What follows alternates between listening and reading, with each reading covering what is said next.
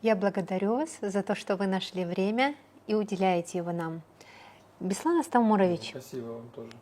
недавно вышла ваша статья под названием «Герб Республики Абхазия как культурный код абхазской государственности. Социальный порядок в символах баланса и прогресса». И мы подготовили вопросы как раз по вашей статье. Я начну с первого. Что такое культурный код в вашем понимании? Да, культурный код, но если вот простым языком говорить, это образец, поведенческий образец. Это то, через что, ну, скажем так, сверяется смысл действий, можно так сказать. Вот. Это то, что придает смысл действиям, вот так можно сказать. То есть это некие ценности, идеал, да, который придает определенный смысл нашему поведению, мышлению. То есть он как бы является такой смыслообразующим во всех, так сказать, поведенческих моментах. Ну, его называют еще супертекстом, да, если вот за текстом стоит еще что-то такое, да, его называют супертекстом, называют. То есть тогда становится ясно, вот, о чем люди говорят, о чем они размышляют, она больше становится порядочнее. Вот. И поведение людей тогда сообразуется с неким порядком определенным. Сложно, когда нет такого кода. Ну, код вообще-то он везде есть, во всех социальных малых группах он существует, да, в определенных единицах. Но в данном случае социальный порядок в масштабе государства, я этот затрагиваю аспект, да. Значит, как организуется общественный порядок, как он сообразуется, с чем вот. Это вот есть культурный код абхазов, да, который я потом раскрываю его содержание. А как возникает культурный код? Как он складывается и как формируются его характеристики? Вы знаете, он формируется в ходе общественных отношений, спонтанно, можно сказать. Ну, это как вот, это вообще-то результат цивилизационного такого развития. Это способ, она рождается из способа коммуникации и адаптации любого социума. Это из способа коммуникации и адаптации вот рождается этот код. То есть это способ выживания, можно сказать. Способ адаптации и коммуникации. Вот код, он из этого вытекает, и он выполняет эту роль. Он отвечает на вопрос вот, социального порядка, и он определяет коммуникативную связь и позволяет адаптироваться к среде, к экологической нише, к окружающей среде, к среде, скажем, социальных других сообществ и так далее. Вот. Можно ли сказать, что культурный код – это некий шифр-щит, оберегающий идентичность народа, создающий условия для коммуникации? Ну да, можно так сказать, потому что действительно за идентичностью стоит вот этот социальный код, стоит, да. Я хочу сказать о том, что вот любая культура, она испытывает определенные циклы расслабления и напряжения. Можно так поделить условно. Вот что-то напрягается, потом расслабляется. Да? И вот пик результативности, пик развития цивилизации, оно тождественно понятию напряжения. То есть позитивного напряжения. Вот что такое развитие вот, материальной сферы, духовной сферы, да? Это пик напряжения. Оно не угнетает. Напряжение имеется в виду в мобилизованности, в движении вперед. Вот, и когда мы видим результаты цивилизации, ярких цивилизаций, сегодня они есть там, да, ну, скажем, Китай, допустим, процветает во всем, да, это означает, что он максимально позитивно напряжен. И в этом присутствует, конечно же, код. Код разворачивается во всех ее направлениях, гранях, да, мы видим это. И вот сказать о том, что без вот этой культурного кода, без осмысления его, вряд ли материальный прогресс возможен. Потому что нам кажется, что вот техногенность, она само по себе... Ну, правда, Шпенглер говорил о том, что техногенность, она может однобоко развиться, да, она может потом и сразу угасать, но устойчивость все-таки, оно устойчивое развитие, да, требует, чтобы была своя философия, свое миропонимание. Вот это с идентичностью, конечно, связано. От чего зависит неизменность культурного кода и его сохранность? Ну, здесь зависит от того, какие вызовы принимает общество. Если серьезные вызовы по Тойнби, да, вот по Тойнби вообще говорит, что вся история, всю историю цивилизации он рассматривал через систему вызовов и ответов. Вот вызовы необходимы для мобилизации, да, и ответ это есть достижение вот, в области культуры, литературы, материального производства и все остальное. Но может быть так, что вот эти вызовы могут быть слишком много. Серия вызовов может покосить, может не выдержать культуру. И тогда происходят вот процессы, как сказать, вымывания, присоединения к другой такой вот культуре, где это непонятно. И происходит, социологи называют этот процесс неорганическая модернизация. То есть она рвануть может куда-то рвануть, но она не на собственной основе. И когда-то это нестабильное общество может скатиться на кризисы. И поэтому для того, чтобы вот ваш вопрос о том, как она может сохраниться, если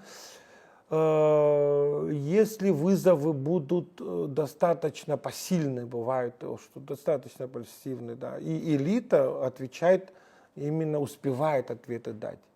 Это осмысление требует элиты. Конечно, тоже автоматически, может, и не происходит. Вот то, что сейчас нам вот в Абхазии нужно, осмысление нашего культурного кода. И раскрыть его смысловые ценности, да, и, в общем, и модернизационные процессы должны быть вот в рамках этого происходить. Она придает органичность. Вот этот код, ее социальная значимость в том состоит, чтобы придать органичность процессу развития, модернизации. Потому что в ней будут содержаться, мы если подробно, потом я могу остановиться на этом, как культурный код может стабилизировать прогрессивное развитие. Нам важно, чтобы вот развитие не любой ценой и не к фрагментарности должно нас привести, а к органичности. Вот фрагментарность, это может что-то рванет вперед, какой-то слой, какая-то социальная группа, где-то что-то может быть так, что мы потеряем много чего, что потом она не будет гармонизировать нас вот в нашей социальной нише, экологической нише, она будет все-таки требовать другого. Мы знаем такие процессы неорганического развития, вот той же, вот, скажем, в Грузии. Произошла ли органическая модернизация? Вопрос стоит серьезный. Вы смотрите, серьезные кризисы, нация расколота, вот, по большому счету, да, по поколенческим критериям, да, и по мировоззренческим, да, это как бы опасное, так сказать, развитие. То есть это, с одной стороны, это западноцентрические модели там присутствуют, и даже евроатлантические, а с другой стороны, традиционность, да, вот. Некий синтез, он, конечно, нужен, и он даст другие результаты. То есть нам важно не любой ценой вот, модернизация. Вообще-то процессы модернизационные, успешные модернизационные процессы, они, ну я вам скажу так, что они не так часто бывают. И это надо иметь в виду. Вы частично ответили, но вот все-таки разверну этот вопрос. Как культурный код связывает века и влияет на сознание людей? Вследствие чего может измениться культурный код и как это может отразиться на жизни человека и народа в целом? Культурный код, он должен связывать поколенческие поколения, потому что функция культурного кода или возможность культурного кода сосредоточена в том, что она может обеспечить преемственность. А это очень важно. Вот именно преемственное развитие. Мы знаем, что устойчивые сегодня общества, как японское общество, допустим, да, китайское, восточное, да, ну, скажем, в некотором смысле и европейские страны есть, скажем, северные страны, да, скандинавские страны, ну, они смогли вот преемственность обеспечить, да, то есть модернизация, процессы обновления общества идут,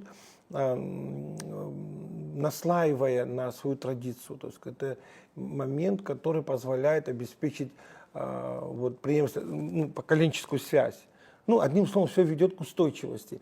Поэтому вот культурный код, оно может обеспечить преемственность, если на нее будут обращать внимание ученые, политики, практики, управленцы, вот, тут те, которые обеспечивают стратегическое развитие, да, которые следят за национальной безопасностью, да, обеспечивая его параметры устойчивости. Да.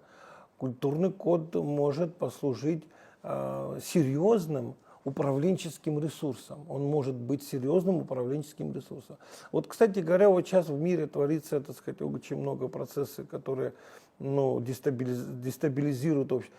Именно из-за того, что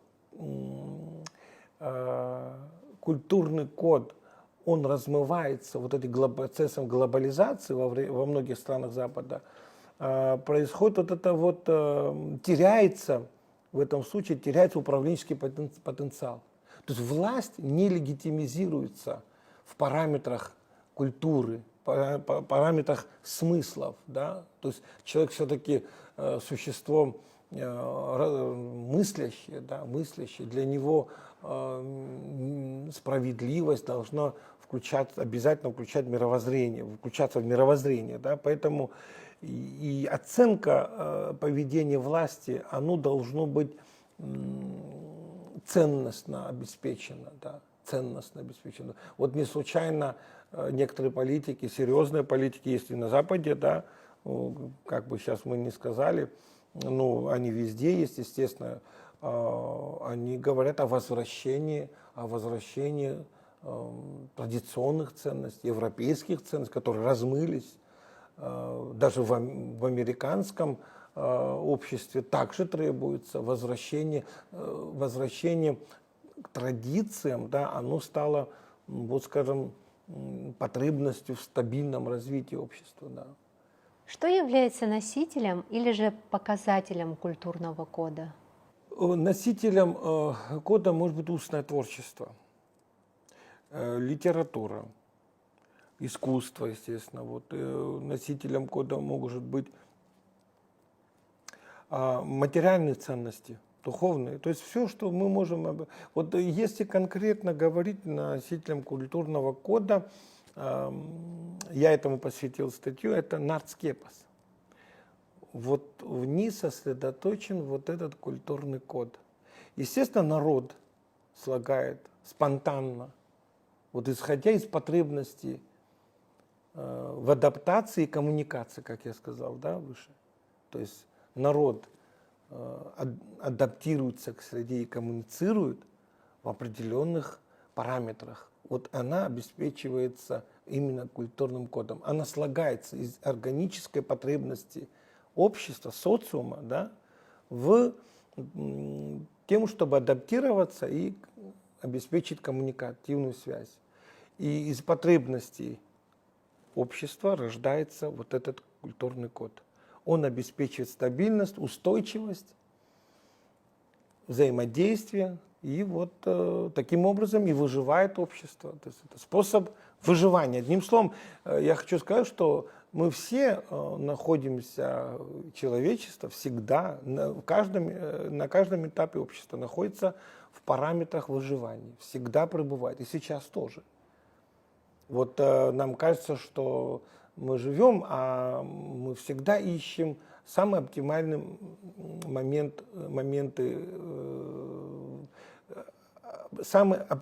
моменты решения, да, всегда ищем. А это и способ выживания. Другой вопрос, мы можем ошибаться, да, но в этом культурный код нас должен и подсказывать, чтобы не было таких серьезных, так сказать, вот, однобоких развитий. Вот я еще раз хочу сказать о том, что если мы в культуру смотримся, то есть глубоко, если мы зададимся вопросом, что нам сегодня нужно, да, вот что нас обеспечивает, может, стабильность, да, мы можем в культуре найти ответы. Другой вопрос, мы задаемся этим вопросом или нет. Если вопрос будет задан к культуре, то самые успешные, самые рациональные моменты поведения, да, оно выводимо из культуры. Я вот попытался это сделать, и у меня получилось, если не знаю, как оценят читатели в этой статье. Главное, чтобы был вопрос задан, что мы хотим, с позиции современности. Вот с позиции современного конституционализма, да, разделение властей, там, верховенство права, права человека, развитие человеческого потенциала, свободы, права и свободы человека, да, нас интересуют эти вопросы, да, они могут быть выведены из культурного кода, из культуры можно вывести. И такие ученые есть, которые выводят из культуры народа, выводят современные ценности, конституционные нормы, выводимые. Да. И вот этот взгляд европоцентрический, он должен быть сегодня, ну скажем так, считать неудачным. Скорее всего, это идеологема. Вот, политическая такая, европоцентризм, да, она преодолевается легко, когда мы можем увидеть, что в каждой культуре сосредоточено уважение прав человека, высокая ответственность, обязанность, баланс частного и публичного, скажем. И тогда мы можем сказать о том, что нет культур, которые могут стоять выше, ниже. Есть разные способы восприятия, разные способы, скажем, доведения, да, информации о том, как установить вот этот баланс. Вот все-таки код, я еще не сказал о том, что чтобы сказать, что вот ценность есть, что есть код социального порядка, именно общественного порядка код, тогда этот код должен отражать баланс. Баланс частного и публичного, прав и обязанностей, традиций, инноваций. Мы непосредственно коснемся этих вопросов. Вот. А теперь вот если говорить о вашей статье, хотелось бы узнать, вот в чем вы видите взаимосвязь нардского эпоса и герба Абхазии с точки зрения культурного кода? Да, хороший вопрос. Герб, как известно, да, он взят, это сюжет из нардского эпоса. Наверное, все знают, что вот братья застала темнота, да, холод, голод, темнота. И вот один из братьев, младший, Сосрыква, вот решил, взялся за то, чтобы решить эту задачу, обогреть, вытащить из темноты, да. И он добывает вот звезду, сбивает с неба и, в общем-то, освещает. Вот здесь мы как раз видим смыслы. Здесь большие смыслы задеты. Ну, в первую очередь мы видим что? Мы видим, что его действие, оно носит такой инновационный, скажем так, современным языком. То есть это то, что никто не знает из братьев. На тот момент это вот сбывать звезду, можно в конце концов костер разжечь и все остальное, что известно всегда, да? А вот то, что он делает, из космоса добывать энергию, да, это здесь задет такой смысл, что индивид в традиционном абхазском обществе свободен. Обратите внимание, если бы он не был бы свободен, он такой творческий акт не совершит. Он сделает то, что всегда обычно делалось бы. Так? Но здесь он взялся, если перевести на современным языком еще сказать, он решает публичное, он решает проблему, скажем так, коллективного блага, да, коллективно. То есть он решает проблему общества. Ну, можно сказать, это и братья, но можно, надо сказать, широко толковать и народ сказать. Это же и народ можно отнести, да, к этому.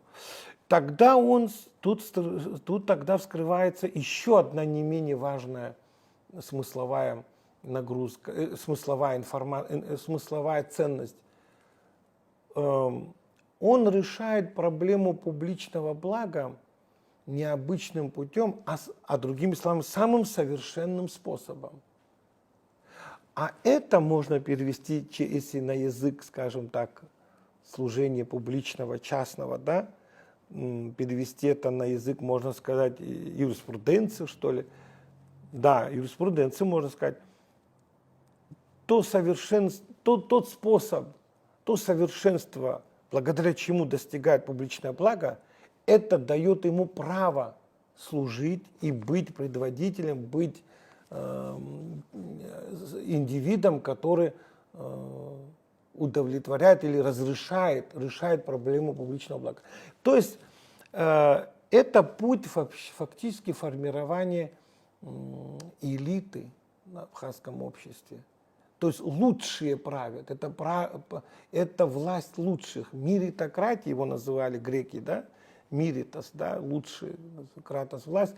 Миритократия у нас, оно вот в гербе и, сказать, вот нам эту информацию нам дает. Вот это значит, тот имеет право быть служителем публичного интереса, публичного блага, то есть руководителем, предводителем, тот, который обладает лучшими качествами, моральными, интеллектуальными, физическими. Обратите внимание, на гербе он совершенен, Сосрыква. Его помыслы, его физика, его интеллект. Смотрите, новаторство какое здесь, да, представляете? И еще и третий элемент наш герб сразу же нам подает. Он подает символ баланса, традиции, инновации. Обратите внимание, традиционное общество не сопротивляется, а приветствует новацию.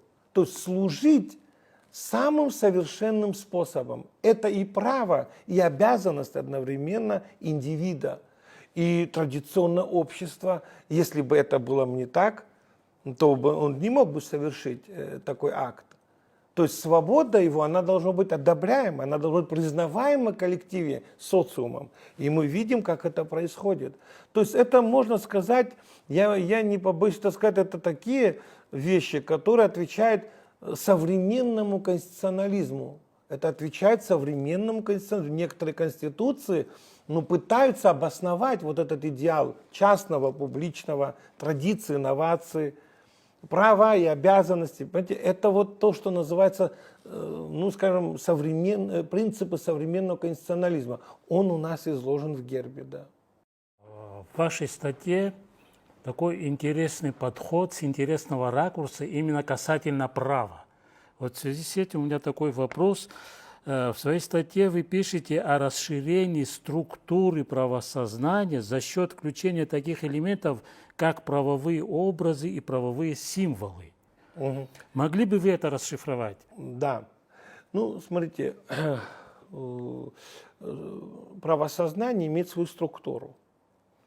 Оно состоит из знаний, так сказать, информативно мы должны знать. Структура знаний должны, в свою очередь, укреплять веру, то есть вот, что оно является эффективным способом организации общества, доверие к тому, что правовые нормы определяют достаточно эффективно, общественный порядок определяют. И вот структуры правосознания, только знание законодательства, оно недостаточно укрепляет правовое мышление. Вот знания, они могут быть, скажем так, знаток законодательства, это еще не означает, что он обладает высоким правосознанием. Потому что правосознание, оно глубоко уходит в природу человека, в понимание социума, глубокие корни понимания того, что есть индивид и общество. То есть человек, который обладает высоким правосознанием, он не сможет совершить неправомерный поступок. Студенты иногда говорят, мне задают вопросы, как бы, Сан Саныч, вот есть у нас судьи, прокуроры, да вы сами, наверное, знаете, они знают законодательство, нарушают, вы же все не будете отвечать. Я пытаюсь сказать им следующее. Они не знают права, они знают законодательство, Но право это более глубокие знания нужны для того, чтобы законодательство порой бывает и неправомерным, кстати, в своем содержании. Закон может быть неправовым. Оно может быть в угоду определенных интересов еще, да. А вот знать право, это означает знать глубоко природу человека, знать глубоко природу социума, социальных организмов. Во что обходится нарушение права этому обществу, этому социуму. Когда юрист нарушает право, ну, скажем, судья, да, он ведь, его деятельность, она должна быть, вообще деятельность судьи, она выполняет две функции. Частная превенция и общая превенция. То есть он своим правомерным или, скажем, справедливым решением предупреждает общество и предупреждает того конкретного индивида, по которому выносится приговор. Но если его решение несправедливое, неправосудное, то он тогда не предупреждает. Ни его самого, и общество тоже. И во что это обходится обществу? И он это должен понимать, потому что тогда общество, если видит, что правосудия нет справедливости, представьте, в какой хаос он ввергает это судья. И эту ответственность, если он понимает, что от таких действий зависит социальный организм, его стабильность, от его решений, да, то он не сможет поступить неправомерно, он не сможет наступить на закон. И поэтому для того, чтобы расширить, углубить правосознание, нам необходимы правовые символы, правовые идеи, идеалы, которые нардский эпос нам доносит. В ней есть такие нормы, такие сюжеты, которые говорят о том, что общество рождает правовые феномены, чтобы выжить. Вот сегодня возьмите международные отношения. Мы все говорим, что международное право не работает, правильно? А во что это обойдется международному сообществу, что право не работает? Ведь право это есть разум. Право, воплощенный разум. И если мы не следуем разуму, но ответ какой? Мы не придем к миру никакому. Вот поэтому можно игнорировать какой-то закон, можно к праву тоже относиться так, но цена вопроса, когда ясно, а юрист должен понимать цена вопроса, он никогда не сможет поднять руку как бы на закон и на право. И вот правосознание высокое у того, кто не сможет, кто обладает глубокими знаниями природы социума и природы человека и знает цену стабильности. А те, которые, вот студенты, когда говорят, да вот законодательство знает, да нарушает. Ну, знание законодательства, это еще не означает знание права. Потому что право это более широкое понятие. Законодательство это проявление правовое, одно из проявлений права. Законодательства, потому что право живет помимо законов еще и в действиях людей, в поведении, в мышлении.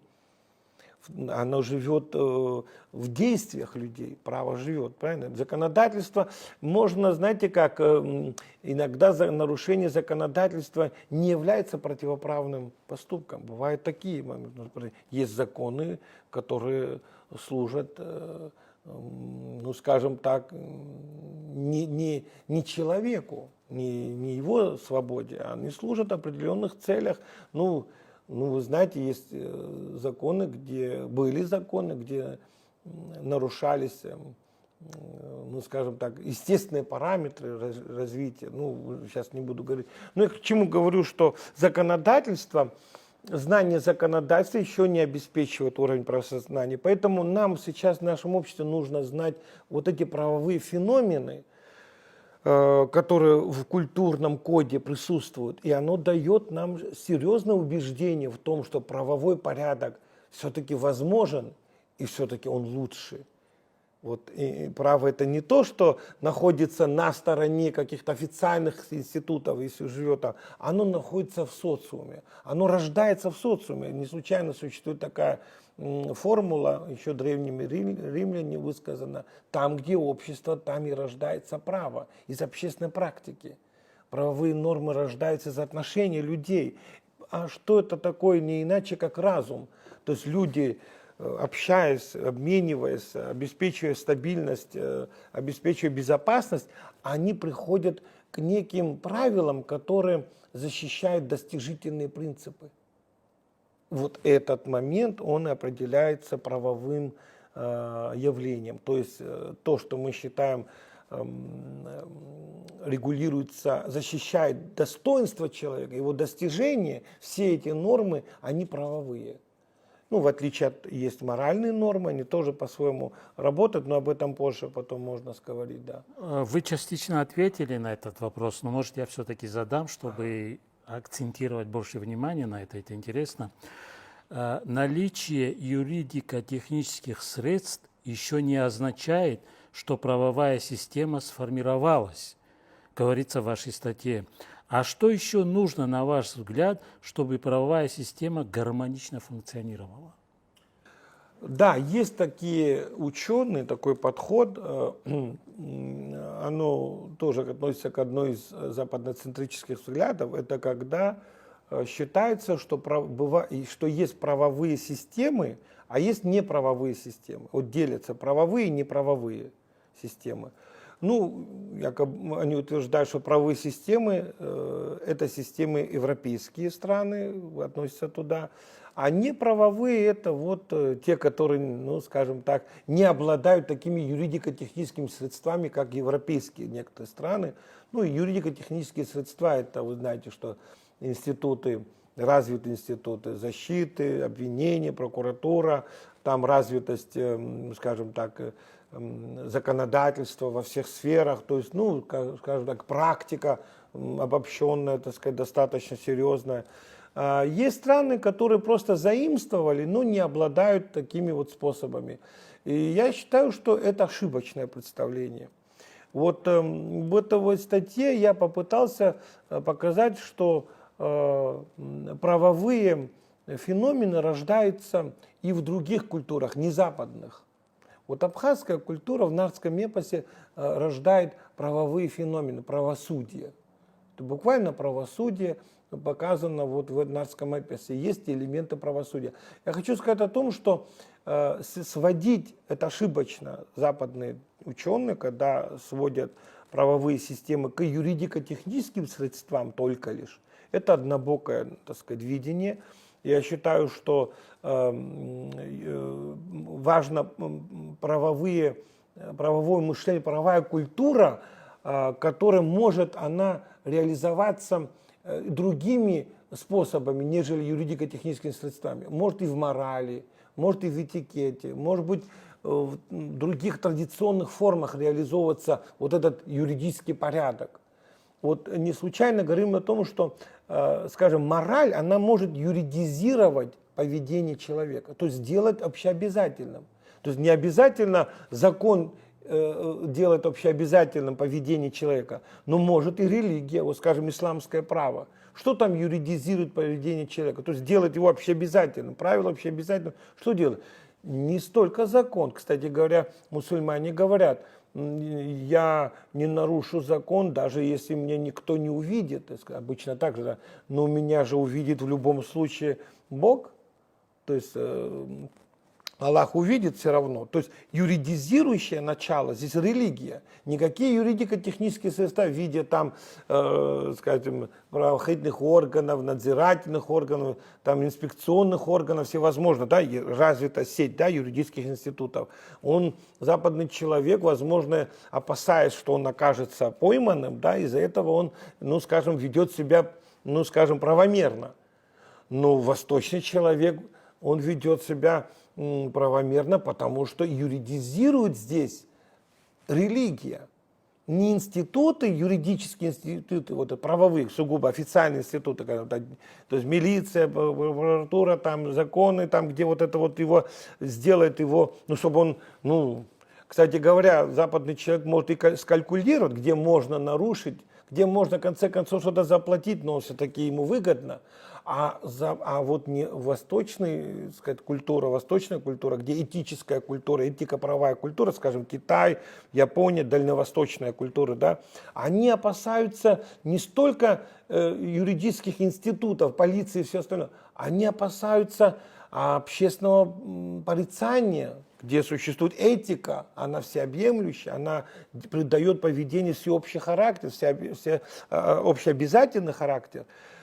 А в мусульманском праве религия, например, юридизирует общественные отношения. И поэтому сводить все к тому, что существование правовой культуры, правовой системы и неправовой системы, сводить его к внешним институтам, юридико-техническим институтам, это ошибочно. А вот я вот хотел бы показать, что правовые феномены есть у нас, они у нас правовое, скажем так, апсора мы говорим, да, она может юридизировать поведение человека. И еще более, скажем так, эффективнее, чем официальные институты. Я имею в виду, они должны быть, естественно, но тут может быть так и получится, что апсора, его нагрузка может быть больше, чем официальный институт. То есть пока дело дойдет до официальности, работают институты. Как вот в Китае, кстати, там ходить, скажем, жаловаться стыдно, там, в суд или куда-то. Почему? Потому что это считается ЧП уже. Потому что там же этика работает. А оно юридизирует поведение человека, не меньше. Вы пишете о приоритетности правовых норм из культурного кода народа перед рациональным заимствованием правовых норм извне. Да. То есть, насколько я понимаю, вы имеете в виду, что лучше создавать собственные законы на основе культурного кода, нежели перенимать готовые законы извне. Да, я объясню следующим образом, что культурный код, если он у нас определяется как императив или как носитель, или как он нам дает информацию о балансе, то есть культурный код нам дает информацию такую, что она содержит баланс частного и публичного, а это и есть основное содержание, это основное содержание развития законодательства. Вот именно здесь можно конкретизировать в законодательстве абхазском, что означает баланс. Такой императив, он задан кодом, то есть мы говорим частные интересы, публичный интерес, частная собственность, иные формы собственности, но не должно быть так, чтобы что-то было в угоду одному чему-то. Вот. Если частная собственность, она не должна быть абсолютизирована, она должна служить публичному благу. Это не только индивидуальные выгоды в этом, как иногда кажется нам. И в некоторых конституциях значится так: частная собственность признается, частная собственность защищается, гарантируется, но частная собственность служит общему благу. Вот здесь вот и есть баланс. Но для развития нашего законодательства могло бы серьезно на этот процесс повлиять наш код. Может повлиять, потому что он задает параметры устойчивости. Вот в чем и значимость нашего кода. Он придает общественный порядок на основе баланса. Вот именно потому я все-таки убежден в этом, что у нас почему социальный код есть. А он есть именно потому, что в ней содержится идея баланса.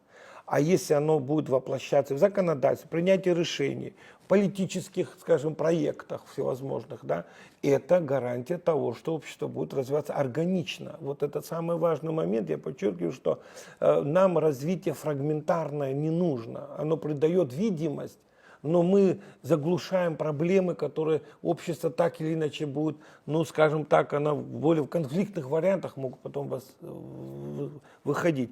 И поэтому, да, я такое утверждение сделал, там вывод о том, что нам нужно заимствовать можно, но вот содержание главное, да, основное содержание, оно задано культурой, да.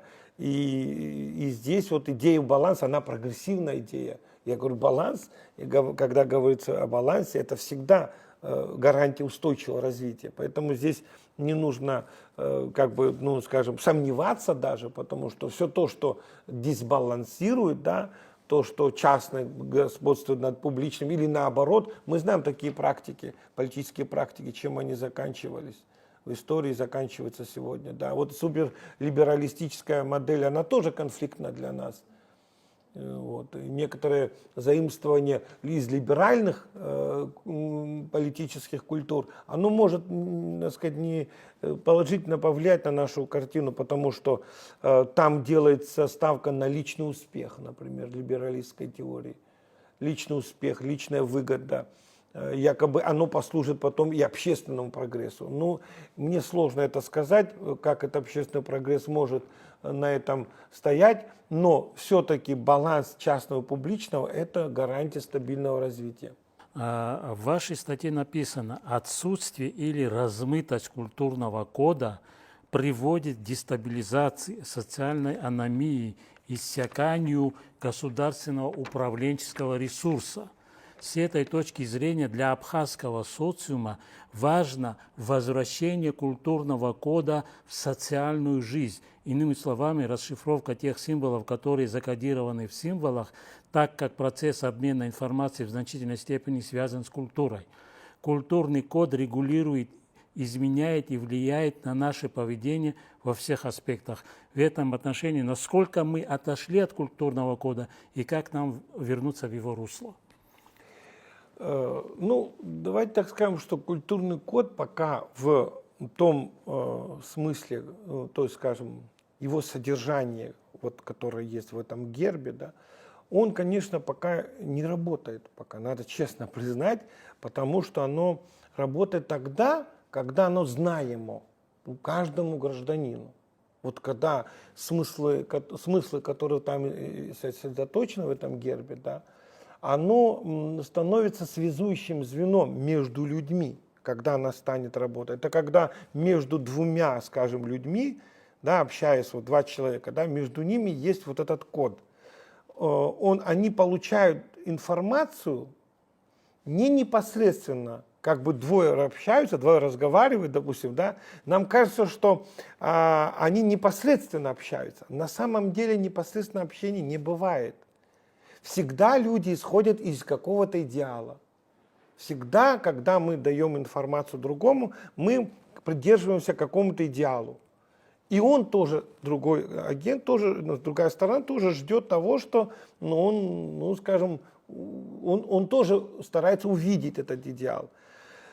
И вот когда мы на нашем политическом пространстве, а политическое пространство – это государственный уровень, да, то есть на уровне общности, да, национальная общность, когда мы говорим, когда граждане нашего общества, когда мы общаемся по поводу публичных интересов, когда обращаемся и даже по поводу и индивидуального интереса, ну, с позиции, скажем, общественного, да, значимого, да, вот в этот момент культурный код не работает, потому что он не стоит пока между нами, а между нами всеми, значит, членами этого общества станет тогда, когда он, ну, скажем, оно станет известным просто. Вот на данном этапе пока еще предстоит нам понять, узнать его, осмыслить его, и я уверен, что она будет работать, потому что каждый человек из нас хочет быть достойно выглядеть, достойно проявить себя, да, а это возможно посредством кода, потому что код нам говорит об идеале, код говорит о том, какая оптимальная норма существует для того, чтобы обеспечить стабильность. Вот обратите внимание, Виднар Цацрыква, он, мы сказали, самым лучшим образом достигает решения публичного блага, да, для своих братьев. Ну, и мы сказали, что братья можно шире толковать, как народ, да.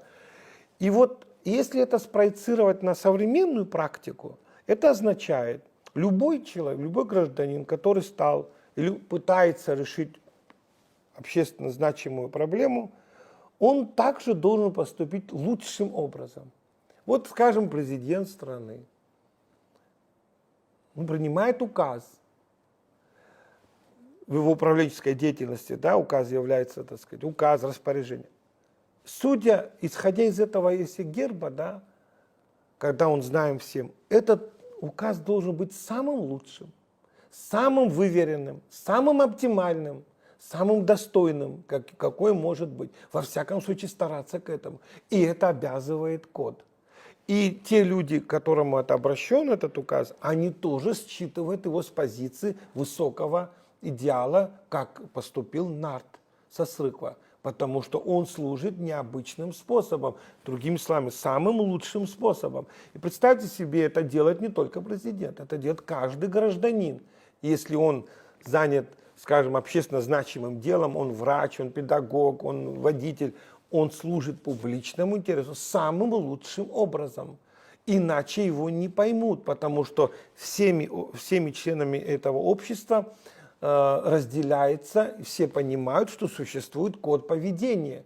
Если ты служишь публичному интересу, ты тогда имеешь право служить, кстати, имеешь право служить тогда, когда ты обладаешь способностью или стараешься быть лучшим и решить проблему самым лучшим образом. И вот это смыслообразующее, это обязывающее. Кстати говоря, вот этот код, он юридизирует наши общественные отношения. Почему?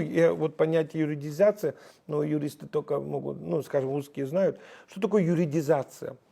Юридизация – это придание общеобязательности какой-то норме. Если какая-то норма становится всеобщей и общеобязательной, все то, что обеспечивает вот эту общеобязательность, это и есть юридизация. То есть юридизация – это когда всех касается что-то. Да? Вот герб наш может стать юридизирующим таким вот символом, да, который обеспечивает общественный порядок. Вот через осознание того, что у нас есть вот этот герб, и через него мы понимаем друг друга, это обеспечивает общественный порядок.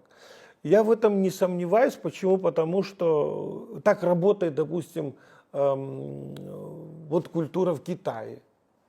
Ведь если мы говорим о успехах Китая, то там предводитель или руководитель, или любой тот, который хочет значимый факт осуществить, служить, то он понимается как тот, который обладает высоким потенциалом или стремится к этому.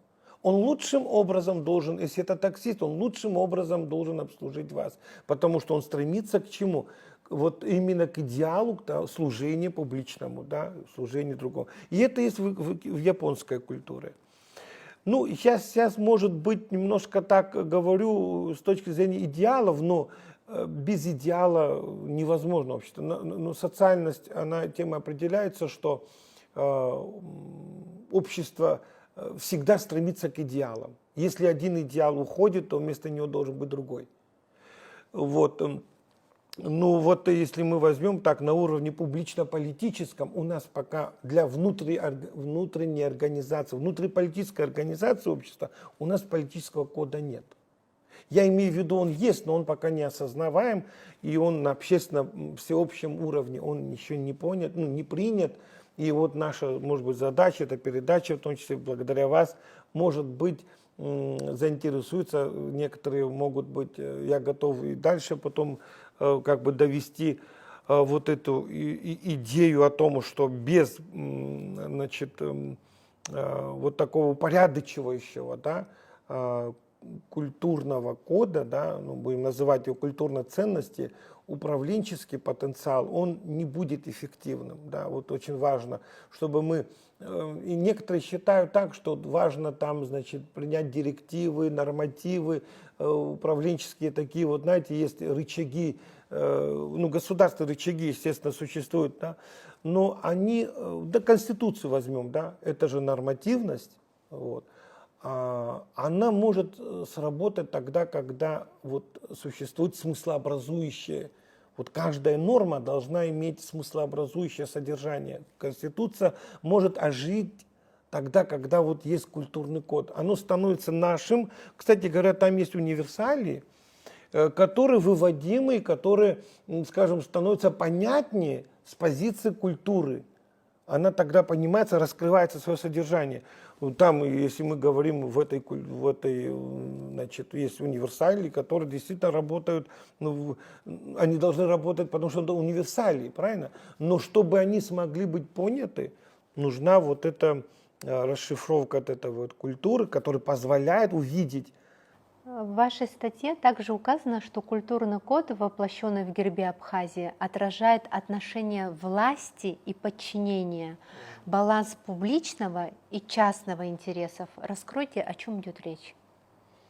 Вот действительно получилось так, что вот этот в гербе изображен сюжет, где индивид решает проблему публичную, да? И здесь, смотрите как, вообще мы с вами знаем о том, что есть частные интересы и публичные, да? Они, в общем, скажем так, противоположности, частное и публичное, да. И вот проблема их, скажем так, сосуществований, более того, если частное и публичное, они с противоположностью, но мы с вами знаем, что одно без другого не может существовать. Как Гегель скажет, да, основной закон диалектики звучит как единство и борьба противоположностей. Да? Индивидуальный успех невозможно без публичного успеха. Ну, скажем так, я хочу иметь собственность, я должен обеспечить, скажем так, прибыль из этой собственности, но без публичных институтов, которые обеспечивают защиту, деловой оборот обеспечит, скажет его безопасность. Вот невозможно индивидуальный успех без публичного, да? И вот в нардском вот эпосе и вот в этом гербе отражается снятие вот этой противоположности частного и публичного. По Гегелю снятие – это есть высшая точка развития абсолютного духа. Абсолютный дух, то есть вот мы говорим порядок, да, который существует из интересов частного и публичного, они противоположности, но они в единстве. И вот как раз взаимодействие противоположностей, да, это такое взаимодействие, такое снятие противоположностей, при котором развитие получает каждая из сторон. Посмотрите, что делает ведь индивид, если он служит публичному благу самым совершенным способом и стремится к этому, то общество превращается от этого, если каждый это делает. А если каждый из нас стремится к этому публичному интересу, выразить его самым лучшим образом, его реализовать, то это и есть способ развития и частного интереса. Человеческий потенциал развивается здесь необычным способом. Самая высокая мотивация у индивида, ну это человек существо биосоциальное, это признание, общественное признание твоих достижений, твоего опыта, твоих знаний, твоего устремления, твоего... И вот это общественное признание, оно мотивирует раскрытие человеческого потенциала. И представляете, вот что мы имеем сегодня, вот, баланс частного и публичного, это такое взаимодействие частного и публичного, при взаимодействии которого развитие получает каждая из сторон. И вот я вот в этом вижу формулу успеха. Беслан Астамурович, вы указываете, что произошла деконструкция культурного кода как символа прогресса, социального порядка, как баланс предписанного и достижительного статуса в угоду одного предписанного. В чем вы видите опасность этого? Значит, в этой статье затрагиваются два статуса. В социологии установлены два статуса. Есть предписанный статус и достижительный. Ну, предписанный статус – это то, что человеческой воли нет. То есть там нет ваших устремленностей в этом. Да? Ваш статус определяется природой. Например, вы мужчина, женщина, вы, так сказать, родились определенной фамилии, рода, принадлежите такому-то расе, национальности. То есть это предписанный. То есть он идет не от вас, статус обретается, да? Не от вас. И есть статус, который от вас, от ваших личных усилий, так сказать, стараний, достижений, да, обретаете, да, вот это вот, скажем, образование есть у вас, вы умеете, значит, достигать определенных результатов, это достижительный статус. И вот в нардском эпосе четко прослеживается вот эти два статуса, когда даже вот в названии «Приключения 99 братьев» и «Нарта со Срыквы». Вот обрати внимание, и Нарта Сосрыко. То есть как будто вот Нарт Сосрыко это другой, да, на самом деле. Это брат, но и не брат им, правильно даже? Вот 99 братьев, это здесь четко, ясно, они по крови все братья. А вот Нарт Сосрыко, ну, она хоть и рождена этой мать, но вот неизвестных корней все-таки, да, так скажем, по природе, он родился там разные способы, для нас важно, что он не из этих прямо 99 братьев. И вот надо же, вот народ слагает, так сказать,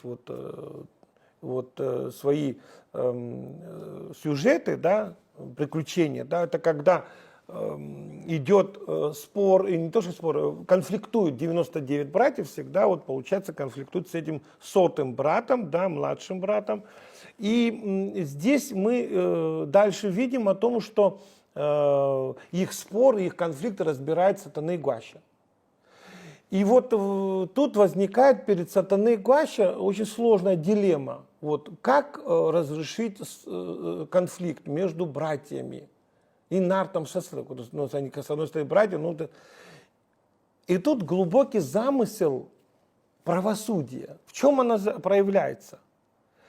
99 братьев в надежде того, что после конфликта какого-то, да, вот, в надежде того, что мать их защитит, потому что они родные, она родная их мать, они в надежде идут, и вот, что мать их защитит. Тут возникает перед матерью дилемма, да, я уже говорил, как разрешить, по какой справедливости. Тут сталкиваются две справедливости. Одна справедливость, которая исходит от предписанного статуса. То есть твой близкий, твой родной, так сказать, по крови. И тут возникает, естественно, справедливость защитить своего. Это справедливость по морали. Мать должна защитить своих, ну, скажем, близких, детей своих, по крови близких, да. Это одна справедливость. Но есть еще вторая справедливость. Она не из предписанного, не из происхождения уже, а из деяний. Это справедливость, которая будет характеризовать Сосрыко. Ведь у Сосрыко нет такого предписанного статуса по происхождению, непонятного. Это вот надо же народу вот так, значит, так глубоко, вот знаете, вот так замыслил, что он непонятных корней, как будто бы, знаете, хочет выразить вот ту идею права, правосудия. Оно ведь на чем основывается правосудие? Дистанцирование от происхождений и основываться на деяниях. Правильно мы говорим? Справедливость, то, которая будет исходить из, допустим, из происхождения, это уже не правовая, уже, но и по происхождению, понятно там. А вот если не по происхождению. И вот тут перед матерью стоит дилемма. Судить ли по морали? Она по морали не будет судить, и это народ заложил, потому что народ говорит из уста, или, скажем так, из действия сатаны, что она защищает, становится на вторую справедливость. То есть, защищая Сосрыко, это уже справедливость не по происхождению, а по деянию. А как мы назовем эту справедливость? По деянию. Это и есть правовая справедливость. Поэтому мы имеем в нашей культуре принципы правосудия, нартский эпос. Это можно смело сказать, это памятник права. В первую очередь. Нам надо смело сказать, может, мы будем здесь впервые это будет сказано, может быть, кто-то еще скажет, я не могу так определенно, но однозначно, что это памятник права, нартский эпос, он как раз нам выдает прообраз Фемиды. Кстати говоря, мы можем теперь уже сказать, что вот это опять-таки европоцентрический взгляд здесь может никак не подтвердиться, потому что правосудие, оно не заимствовано нами, получается, откуда-то из других цивилизаций, европейской, еще какой-то. Оно рождено здесь. Вот это вот имеет собственное развитие. То есть генезис правовых феноменов, оно определяется именно вот в нартском эпосе. Мы видим, что оно здесь родилось. И вот таким образом я хочу сказать о том, что вот этот достижительный принцип, да, достижительный принцип, он, вот, что интересно, нацкепос, он отдает ему приоритет. Вот обратите внимание, ведь это народ сказал. Народ, когда из уст сатаны, да, из ее выбора между двумя справедливостями, она дает правовой справедливости приоритет, это говорит о том, что достижительный принцип у нас ценится, уважается, он у нас в нацком эпосе, и он у нас в гербе. Еще раз подтверждаю, еще раз хочу обратить внимание, ведь Валерий Гамке настолько удачно, я не знаю, на интуитивном уровне, он отразил сюжет из нацкого эпоса в этот герб, воплотил государственный герб, а ведь Нарцисрука это тот брат, который обладает достижительным принципом. Это тот герой, который, скажем так, своим достижением добивается стать абхазом. Можно и так сегодня сказать. Вот именно достижительный принцип, это нациообразующим может стать в нашей вот современной действительности. Да, мы, конечно, не будем, ну, скажем, умалять роль предписанного статуса, он существует. Скажем, я по происхождению, по роду, я горжусь этим, мое происхождение, оно дает и свою идентичность, и свою обязанность. Оно в обществе будет, и была, и будет. Но нам, когда нужно достичь большего социального целого, когда нам нужно, скажем так, упорядочиться на уровне государства, нам нужно иметь, скажем, такой код поведения, который основывается на достижениях. И оно, кстати, не против... Я хочу сейчас упредить, может быть, нападки на меня могут быть. Я не хочу противопоставлять достижительный и предписанные статусы. Это может создаться некий, может быть, это и политизированность, и может быть, кто-то, может привести к этому.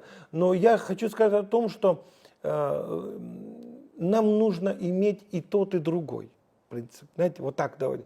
Нам не нужно противопоставлять. Там, где место предписанному статусу, мы будем действовать, это, естественно, нам нужно. Но нам нужно иметь еще достижительно. Этого недостаточно порой бывает. Мы же с вами знаем, что если мы только следуем предписанному по происхождению, мы будем выстраивать все наши, так сказать, действия, решения и так далее, тогда вы знаете, что тогда наше социальное целое сузится. Тогда институты государства, они, в принципе, становятся... И мы сегодня видим, вот я там в работе остановился на тот момент, когда мы стали абсолютизировать предписанный статус. Вот когда мы стали, вот именно он идет во власть, и он обязан по коду, по родовому коду, здесь код работает меньшего социального целого, да, а он обязан дать должное тому, всем тем, которые и так далее, которые являются его родственниками. И это может повлиять публичному интересу, потому что негативно, потому что ведь он порой является кто руководитель? Он же ведь является руководителем всех родов, всех фамилий, всех, кто населяет Абхазию, да? И поэтому здесь достижительный принцип нужно обязательно, она достраивает, она дает значимость, она дает, скажем, управленческий государственный потенциал на этом должно основываться. Если же мы пойдем по принципу предписанности, да, вот каждый будет свой род, фамилию и так далее, отдать должное и так далее, и вот это продвижение, оно конфликтно больше вот по литосфере, потому что ведь публичность здесь заключается в том, чтобы даже понятие авилар есть. У нас авилар в этимологии авилар это авила араца вилака, то есть множество родов. Понимаете, авилар это сосредоточение не одного рода, а множество родов. Это и есть нация, вообще-то говоря. Нация состоит из множества родов и множества, так сказать, происхождениями всяких, но объединяет политическая общность своими идеалами, как жить в будущем, как жить сегодня, и куда должны быть устремлены. Вот то, что вот это понятие нация, да, она больше политическая общность, она требует того, чтобы были здесь четко поняты, куда мы двигаемся и чего мы хотим достичь. Вот в этом плане, да, нардский эпос глубоко современен. Он дает нам современные принципы организации общества на достижительных основаниях. Да? Это вот я хочу подчеркнуть, что достижительный принцип организации власти и подчинения, да, он самый, что называется, устойчивый, самый прогрессивный способ. И это прямо говорит о таком явлении, как меритократия. Еще раз повторяю, это власть лучших. Ну, я, если могу ошибаться, могу нет, но меритократия существует во многих странах. Существует, то есть власть лучших, рекрутирование лучших, да, это национальная стратегия, это фактор национальной безопасности. Ведь мы с вами, даже общество наше обеспокоено, вот как нам выборы пройдут в следующий парламент, будут ли там у нас самые лучшие представители нашего общества.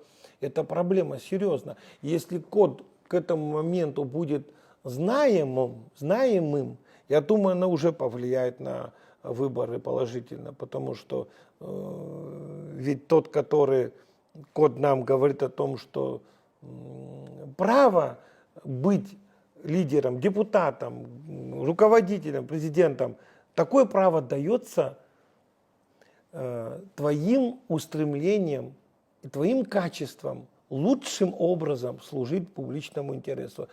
Как это изображен в гербе. Еще раз повторяю, со срыва необычным способом служит публичному интересу.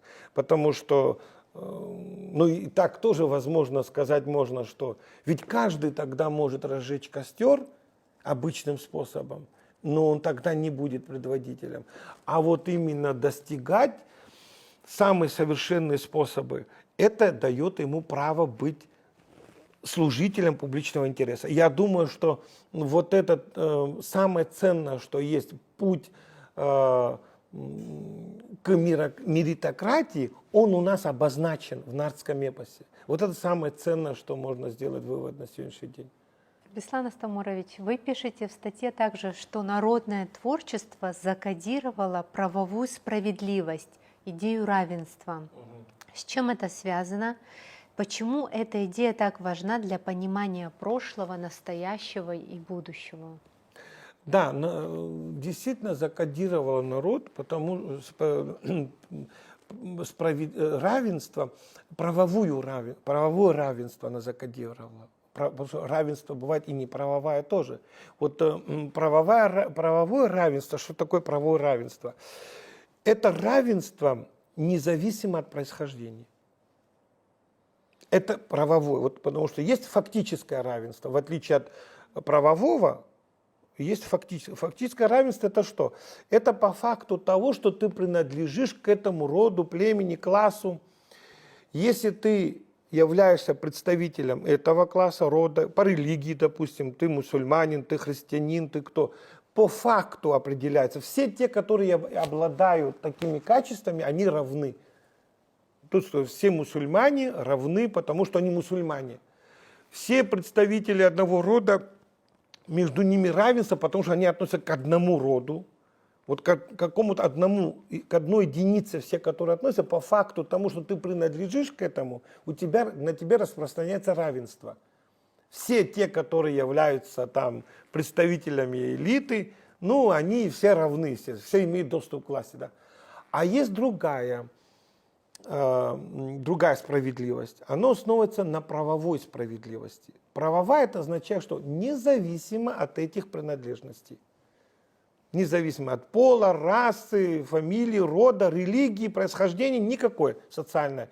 То есть правовое равенство это означает формальное равенство, то бишь не фактическое, а формальное. Фактическое – это в зависимости от принадлежности к роду, племени и так далее. А формальное – это означает независимо от происхождения. И вот надо же было в нардском эпосе раскрывается содержание, или мы находим содержание правовой справедливости, независимо от происхождения. А как? А вот решением сатаны и Гуащи. Она смогла преодолеть зависимость по происхождению, она смогла преодолеть справедливость по происхождению и стала воплощать справедливость по деянию, по достижению. Вот перед ней же дилемма была, как разрешить конфликт между братьями, ну, этими сыновьями ее и со Срыквой. Перед ней была дилемма двух справедливостей. Одна справедливость основана на фактической принадлежности, это фактическое равенство, а вторая формальное равенство, то есть независимо от происхождения. Как она это смогла преодолеть? Она дистанцировалась от происхождения, закрыла глаза. Кстати, у Фемиды правосудие закрыты глаза, даже вот, когда мы знаем Фемида, это означает, что она не видит, кого судят. Она смогла преодолеть, то есть происхождение отодвигает и судит по деянию. Вот два момента юстициабельности существуют в юриспруденции, да, кто юристы знают. Есть юстициабельность, две, значит, критерии. Одна говорит о том, что это дистанцирование от происхождения, это первый критерий юстициабельности, а вторая – основываться на деяниях. Вот сатаны Гуаща, она, обладая двумя вот этими юстициабельными критериями, да, получается, дистанцирование и на деяние, да, вот она осуществляет такое. И мы видим развитую, вот можно сказать, в нардском эпосе, развитую форму или принципы правосудия. Я еще хочу сказать о том, что вот, как выясняется, фемиды правосудия рождаются не только в какой-то отдельной, оно рождено здесь. Я хочу сказать о том, что рождение фемиды правосудия, оно является потребностью социума, самого социума. Иначе кто защитит достижения человека? Вот обратите внимание, если человека защищают его род, племя, да, достаточно, ну и принадлежность к чему-то, мы имеем каждый раз, мы встроены в какие-то социальные группы, да, мне группа защищает род, племя и так далее, да. А кто меня защитит, если есть достижения? Вот которые, ну вот достижения, вот как со Срыквой, он обладает достижениями, но они могут быть, если они выходят за рамки иногда, они выходят, они творчество проявляют, они иногда требуют того, что, чтобы его признали объективно, его качество. Понимаете как? Не случайно говорят, нет пророка в своем отечестве. Почему говорят? Тебя не смогут защитить здесь, потому что твоя группа, она может защитить тебя от внешнего врага, да. Но от твоей свободы, проявленной в чем-то творчество, оно может быть не признано. Не потому, что они к тебе плохо относятся, а потому что они считают, что там должно воспроизводиться один в один, что должно быть. Да?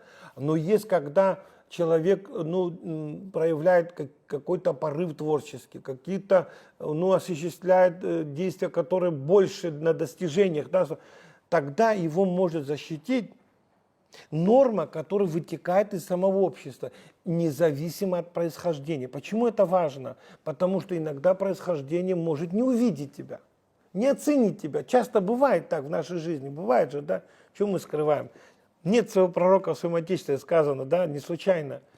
И вот видите как, от недостатка в регуляции, в регулировании общественных отношений, от недостатка только одной справедливости вызвано появление вот второго феномена, правового феномена, который защищает достоинство, достижения, независимо от происхождения. Аривора Дутупаха, вот он твой, но он несправедлив в отношении того, кто лучше это сделал. Я могу надвыситься и сказать того же моего сына, там, или кого, могу сказать, нет, здесь ты не прав, вот здесь ты прав. Кстати, это поучительно и для него же самого. Понимаете, как развитие, как происходит? Видите, как через разрушение какого-то порядка, да, через каких-то преодоление стереотипов общество прогрессивно ведь так и двигалось. Если бы мы воспроизводили бы все один в один, то мы остались бы на каком уровне, на каком-то определенном уровне. Кстати, есть такие традиционалистские общества, называют их традиционалистские. Там шаг влево, шаг вправо не признается, порицается. Ты должен воспроизвести один в один, как это делали 1000 лет. Если что-то ты отошел, все. А в абхазском обществе, кстати говоря, я сейчас вспомнил, есть идея Айзерхара. Ценность такая, да, Айзерхара. Айзерхара предполагает, что отцей, сын, да, он должен прирастить к тому, что сделано. Он не должен то же самое, он должен что-то добавить новое. То есть абхазская традиционная культура к инновациям относится очень положительно. Она традиционное общество, но к инновациям относится положительно. Это вот одно из условий прогресса. Это хорошее такое, вот, когда баланс традиции и инноваций признается как традиционное видение, как разрешение многих проблем. И вот правовой феномен, еще раз повторяю, он основан на защите достижений, достоинства человека, достижительные моменты, когда защищены нормой, и это общество в культуре в своем он выражает, значит, значит, эта культура содержит вот как раз идею баланса. Вот самое важное все-таки вот из всего, что я сегодня говорил, и я в этом убежден, что в культурном коде абхазов в развитой форме, повторяю, присутствует идея баланса, традиции инноваций, баланс частного публичного, права и обязанности. Это одно из важнейших условий вот стабильного развития общества. Мы благодарим вас за ваш труд, за статью, за расшифровку статьи, за столь глубокие, значимые ответы, за ваше время. Еще раз вам большое спасибо и успехов на этом поприще. И вам спасибо. Этнографы, ну, те, которые вообще увлекаются нацкими вопросами, они говорят, когда я вот рассказывал о достижительном принципе, о гербе, они мне говорят, слушай, ну у нас, говорит, нацкий эпос плохо заканчивается. Они ведь, братья, в конце концов, его убивают со срыква, вот, не выдерживают. И чем это заканчивается, в конце концов, они превращаются в маленьких людей в ацаны превращаются и так далее. И вот такая концовка, когда мне вот передали, я стал задумываться. И я, можно сказать, так удивился, опять-таки, мудрости народной. Ведь народ такое завершение нам повествует не случайно.